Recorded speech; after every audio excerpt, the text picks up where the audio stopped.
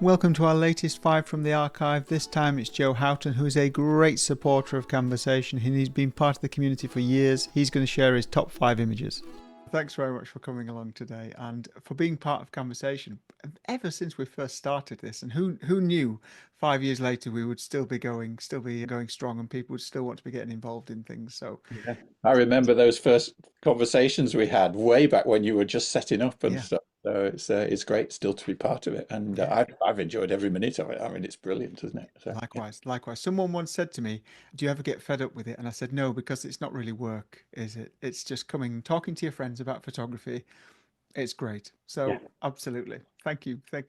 So I've started all of these with an open question really, or just really an open discussion about your history, your background in photography, what kind of got you to where you are now. And I know personally, I know you because you've got a really varied background, but I'm really interested in you sharing that because not everybody may know about that varied background. So Joe, let me pass over to you to talk a little bit more about your own background, your own history in photography. Right. Yeah, I'm not a photographer. I mean, I'm a geek. When I was 18 or whatever, I failed my A levels and didn't go to Oxford like I was supposed to be doing, and ended up working, for a solicitors, which I hated, and then that sent me to Bolton, because I was in the UK at the time, and I trained I did an HND in business studies, but found computers at the time, and ended up kind of running the college computer mainframe, and then joined the CWS in Manchester, just around the corner from Victoria Station, as a trainee programmer. So that was the start of my kind of geekery, I suppose, was that I'd always been into tech, and stuff. So, I had a camera when I was a teenager and stuff, but I didn't really do anything with it. And it wasn't really until after my first career, I suppose, which was in kind of IT product development, developing databases and very kind of technical stuff. And when I eventually moved to Ireland in 2000, just before that, kind of digital cameras just started to come out. And there was this kind of confluence of kind of like, well, I was vaguely thinking about picking a camera up again, but now they're digital. So like it's kind of computers, and I can do stuff on screen, and I don't have to mess about with film and editing and all that kind of stuff. So that's what got me into the photography side of things. And then, as I transitioned out of that corporate career and did an MBA, and found that I quite enjoyed kind of the educational space. So I mean, as I left the corporate career and transitioned into the kind of education space, because I'd enjoyed the MBA and I'd enjoyed the feeling of the university. So I kind of, I linked up with one of my university professors, and he mentored me into the university basically. So I took on an evening class, and then I started teaching at other colleges and stuff, learning the ropes of teaching for a year or two, and then parlayed that into more and more classes at my own university, and then wrote a master's program in project management for them, and that's what I've run ever since for the Yeah. last 20 odd years. So yeah, I mean, I love the education space, I love the training space, and I particularly love online. And I mean, I think that I'm getting reasonably proficient online. I think COVID really brought it out. Yeah. I got to this point where I was, I do corporate training as well and stuff, but I've done years and years of kind of trailing into town and walking across town in the wet, and, delivering a training session and then going home and stuff. Whereas now I do virtually no face-to-face training. I'm sitting at my kitchen table here with a big green screen behind me and the camera right in front of me and a 43-inch TV on the wall there. So I've got a lovely kind of easy setup. And when you finish the session, you just take the screen down and you're done. And I like that. That appeals to my sense of kind of making the most of all my days, if you like, because I'm Mm. not spending 2 hours in traffic going to and fro and stuff. I think people who managed to really learn a great deal during COVID about how to teach online and how to work online and change their approach, change their Mm. teaching styles, change their pedagogy, I think really benefited. I enjoyed learning so much about how people learn through Yeah. interactive methods like this. So I developed an awful lot. Indeed, this is where this came from. But Oh, actually, yeah. apart from that, I learned a huge amount as an opportunity as well. Yeah. Yeah. Yeah, and I mean, I did, and I wrote academic papers on communities of practice around online learning, as well as kind of learning it myself and stuff, and connected with so many people. I mean, we've only met once, haven't we? Yeah. When we did the walkabout in Dublin, and stuff, and I've got friends now all over the world that I'm connected with through online learning of one kind or another. It's Yeah, brilliant. it really is. Thank you. Thank you. And as just from a tech point of view, I know you're a Fuji user because you did drop your camera on that Dublin walk, which I always remember the bang. Yes, that was a painful bang, but I think somebody was saying it was time for me to get a new camera. Yeah. I was shooting the XT2, I think, at the time, which I actually fished out of the drawer the other day. I've not even sent it in for repair because I just got the XT5. I was fortunate enough to be able to do that. But yeah, lovely camera. It's smaller than the old Nikons that I used to shoot for many years. I mean, I was Nikon's trainer in Ireland for like 10 or 12 years. So I had all the big Nikons and their big lenses and stuff, and they're fantastic. I mean, I don't diss Nikon one little bit, but I was getting to the point where I didn't want to load up a kit bag full of huge big lenses and have sore shoulders at the end of the day. So now I just take out the little Fuji. I might throw, put a pancake lens on it and throw one more lens in my pocket. I'm a minimalist photographer now. I'm, Yeah. I'm I'm not one of these that loads up a huge backpack anymore. Well, you're speaking to the converted. You're preaching to the converted. I think lots of people are as well. Thanks Yeah. very much, Joe. Really interesting to know more about your background as well. I knew obviously quite a bit, but not all of it. So really interesting. Thank you. Joe, thanks very much. We can see your first one on the screen now, and not a stereotypical Joe Houghton picture, I'm going to say, but I'll let you talk us through this one. Thanks very much, Joe. Now that's really interesting that you say that, because what's your stereotypical Joe picture? Perhaps because I thoroughly enjoy your mono processing. Maybe I expected, and this is the power of this because I didn't know what to expect, but maybe I expected a mono. And I didn't mean that in a negative way, by the way, that it wasn't what I would consider to be a stereotypical Joe Houghton picture, but no, but it really interested. Yeah, and I mean that I think a lot of people probably maybe came to me through something like the street photography books or talk that I do, because that's probably the most popular talk that I do. But I've always enjoyed all kinds of photography, and I suppose as a photography trainer, because that's basically what I consider myself to be. Online, it's mostly post-processing, but for 20 years, I've taught people photography and stuff. So this is a shot of a tree frog. Now, this little frog is probably as long as the end of my thumb, tiny little thing. So that reed is an inch wide. And this is shot in just at the side of a little lake in South Africa, where my wife comes from. When the kids were 0 to about 4 years old, we spent half the year down there, just so that they could meet the grandparents and stuff before Penny's mum passed away and whatever. So we had a lovely few years of 3 to 6 months a year down there and joined the local camera club, which I'm still a member of. This was one of the outings that we went on. And you don't get this in Lucan in Dublin. It's one of my favourite nature shots. I love macro, I love small, and this was very small. There's clearly post-processing gone on, but the actual background was thrown out. I used an off-camera flash on this one. It was very short throw for the flash, so the background faded out into the back, but it's then been darkened off in the back and all the rest of it. Yeah, I like the simplicity. I think one of a few of the shots that you're going to see today, simple and minimalist, is probably something that appeals to me. And I never really realized that until I started looking at my shots as collections Yeah, and yeah, sets of and stuff like that. Sometimes this stuff emerges, doesn't it, from your practice, if you like. When I was learning photography, I followed Scott Kelby for years and Matt Kloskowski. They were always saying, you've got to develop your voice, you've got to develop this style and all the rest of it. And I never figured out how to figure out a style. I suppose I developed some kind of a style with the street stuff. But other than that, I shoot everything.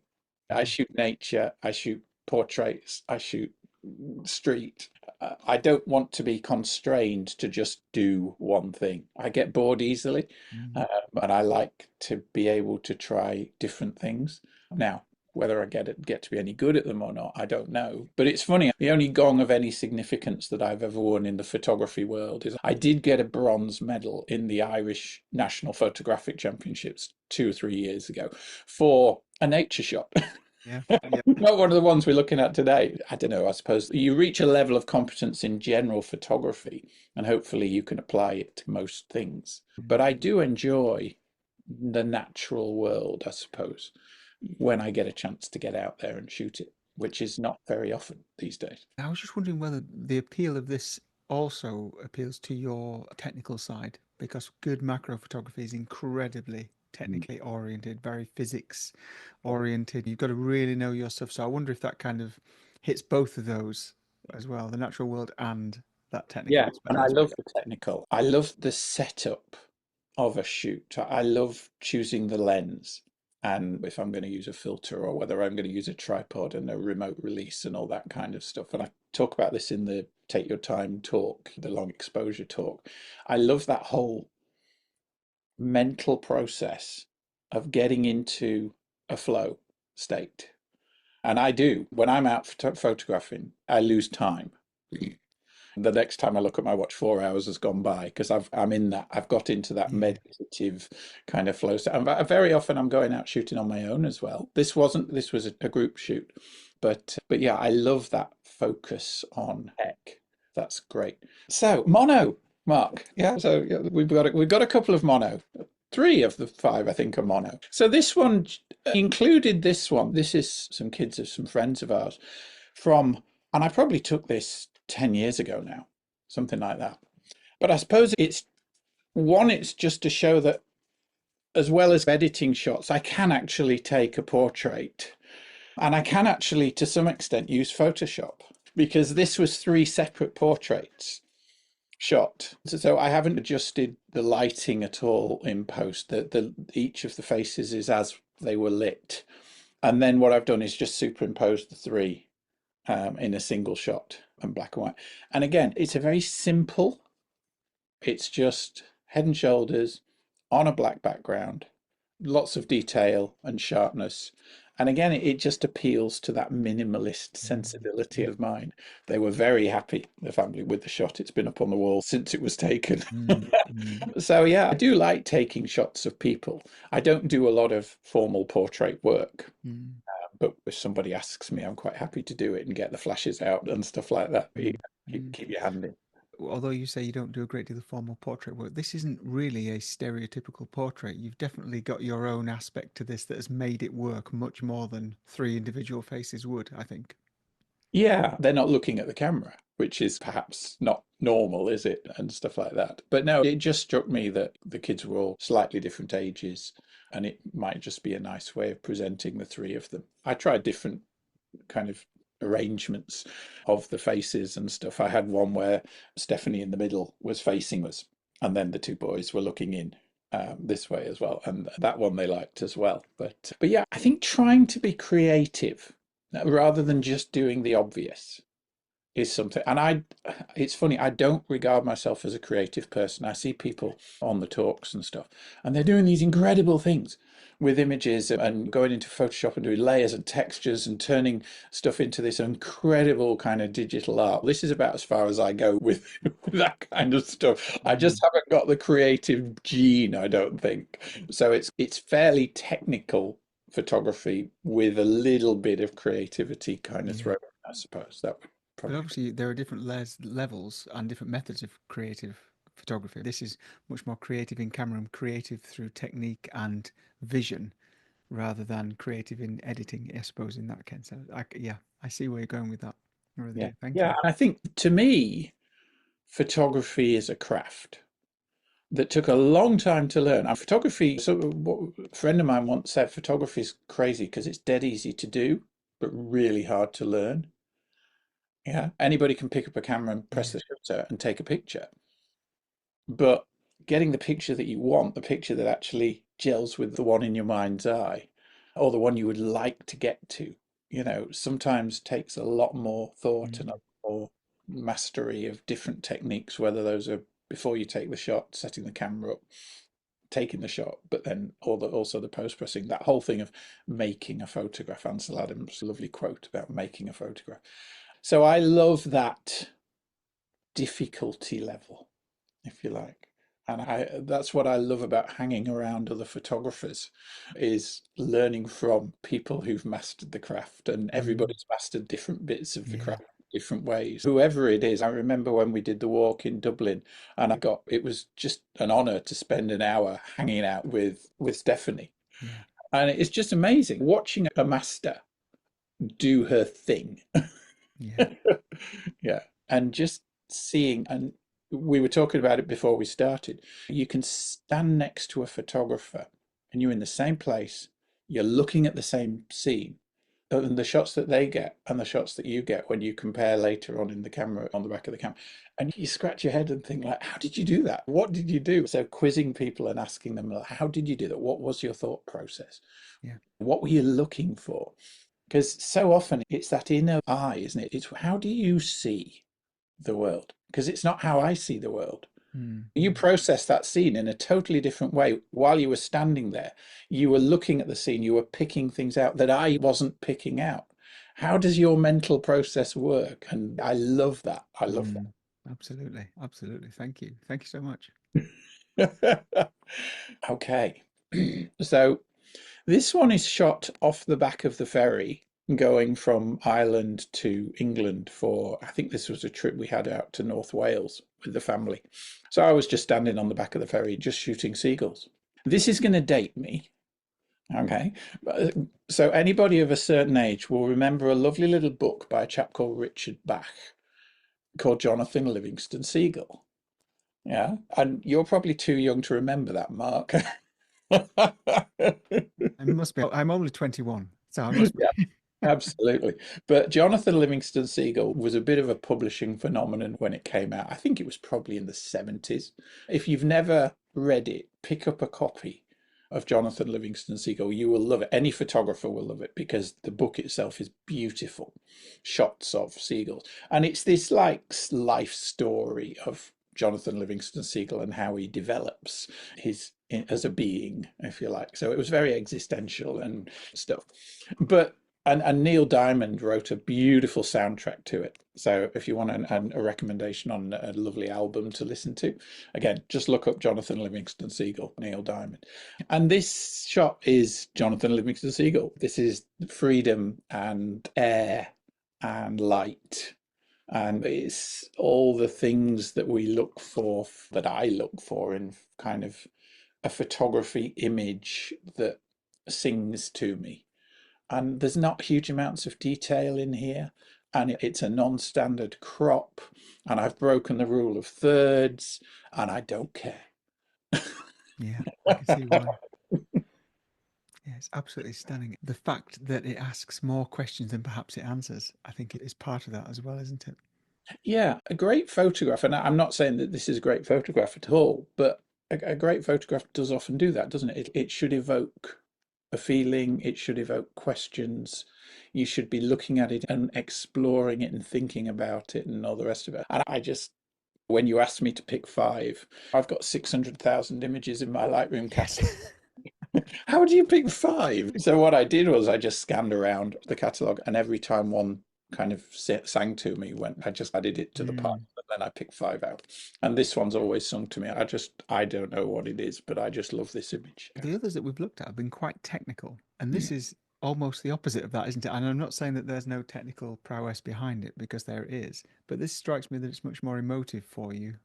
Yeah, I suppose it is. I suppose it's the emotion that probably carries the image. I think it is pretty technical because you're shooting into the light. Mm. The gull is backlit.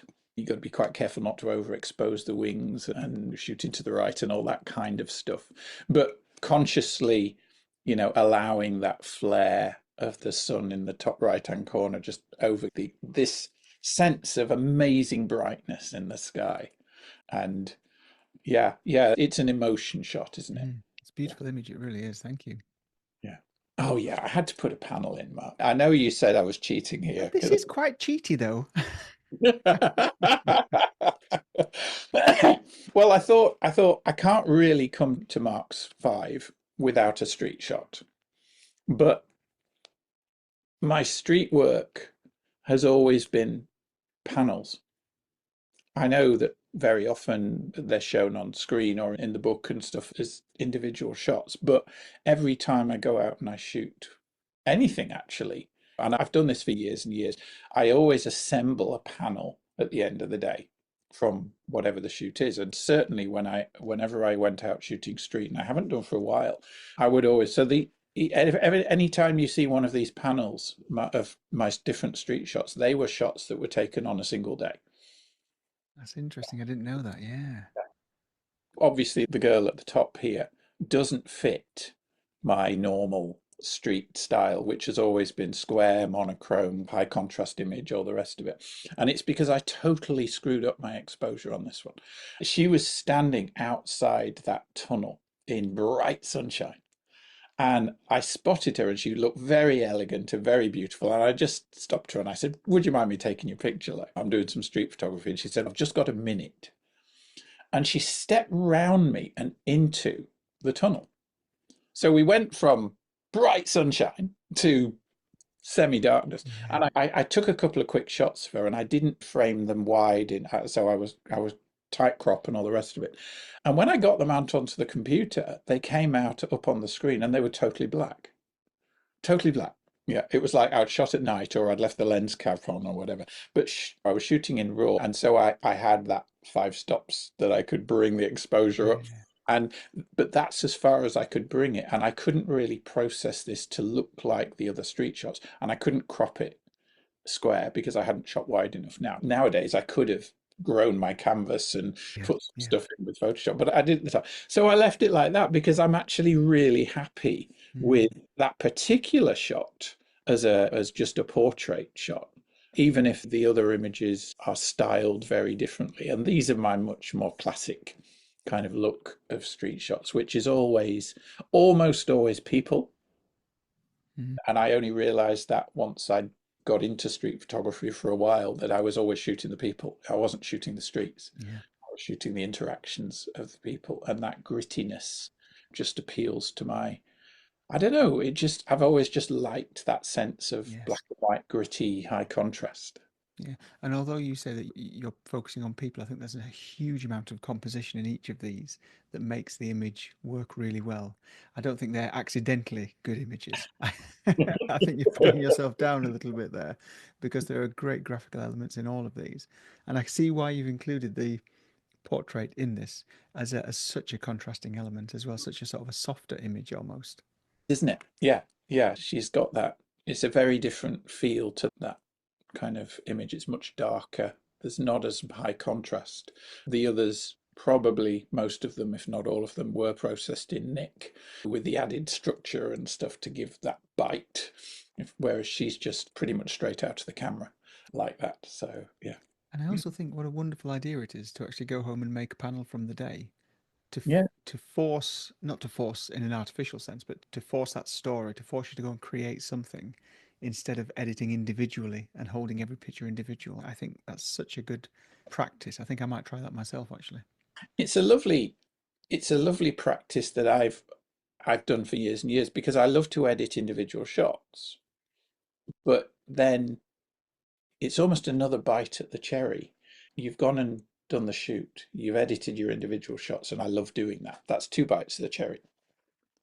And then I've got my edited shots from the day, and it might be 10 or 20 or 30 shots.